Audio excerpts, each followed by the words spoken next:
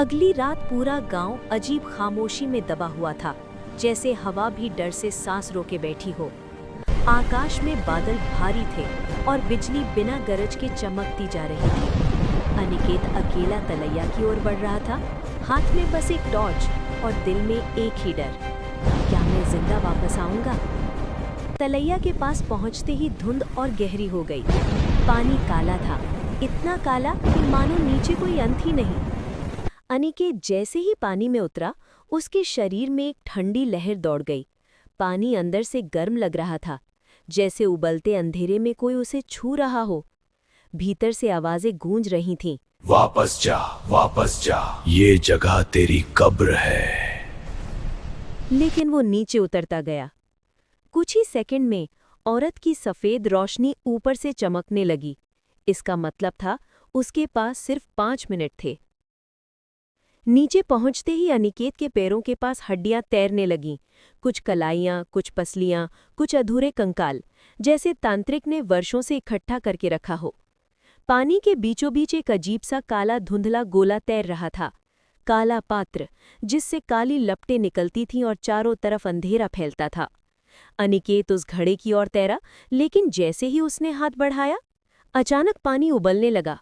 तलैया की सतह लाल हो गई और गहराई में एक काली आकृति उभरने लगी। पहले सिर्फ उसके बाल दिखाई दिए, लंबे, गीले और जमीन तक लटकते। फिर चेहरा काला, गड्ढों जैसा, आंखें लाल, खून से भरी चिंगारियों जैसी। तांत्रिक ने पानी फाड़ते हुए गरज कर कहा, तूने मेरी कैद खोली, अब तू ही मेरी नई शक्ति बनेगा। उसकी आवाज पानी में नहीं, अनिकेत के दिमाग में गूंज रही थी।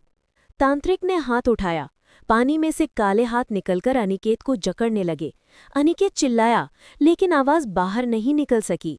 ऊपर से औरत की रोशनी गिरने लगी, धीमी, कमजोर, लेकिन मौजूद। अनिकेत ने आखिरी जोर लगाकर काले पात्र को पकड़ लिया। तांत्रिक चीखा, रख मत, वो मेरा अस्तित्व है। अनिकेत ने सारी हिम्मत जुटाकर उस पात्र को ऊपर की ओर खींचा। अचानक पानी से एक भयानक भंवर उठा, कंकाल घूमने लगे। तांत्रिक ने अनिकेत को पकड़ने की कोशिश की, लेकिन तभी औरत की पूरी रोशनी चमक उठी। पानी सफेद हो गया।